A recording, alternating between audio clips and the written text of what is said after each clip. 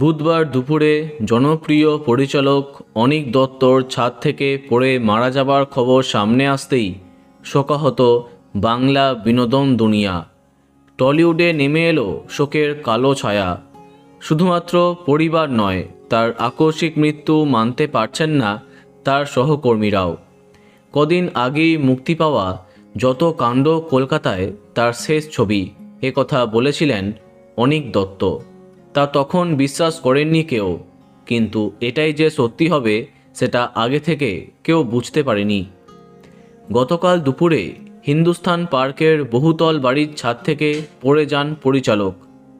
তড়িঘড়ি কাছের হসপিটালে নিয়ে যাওয়া হয় তাকে। এখন জানা যাচ্ছে মানসিক অবসাদে ভুগছিলেন তিনি। এই দুর্ঘটনা আস্তে আস্তে আত্মহত্যার দিকে চলে যাচ্ছে। পরিচালকের সেই ছাদে একটি সুইসাইড নোটও নাকি উদ্ধার করা হয়েছে। তাতে নাকি এটাও লেখা আছে তার মৃত্যুর জন্য কেউ দায়ী নয়। ইতিমধ্যে সেই নোটের হাতের লেখা মিলিয়ে দেখার চেষ্টা করছে পুলিশ। তদন্তে জানা গেছে হিন্দুস্থান পার্কের ওই বাড়িতে থাকতেন তার স্ত্রী। দুজনে বেশ কিছু বছর আলাদা ছিলেন। আজ সকালেই স্ত্রীর সাথে দেখা করতে ওই ফ্ল্যাটে যান অনীক দত্ত।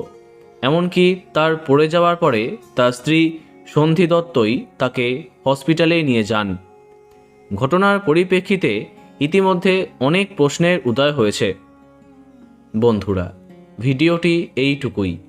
বাংলা বিনোদনের অন্যান্য খবর পেতে সাবস্ক্রাইব কারেন্ট বস। ধন্যবাদ।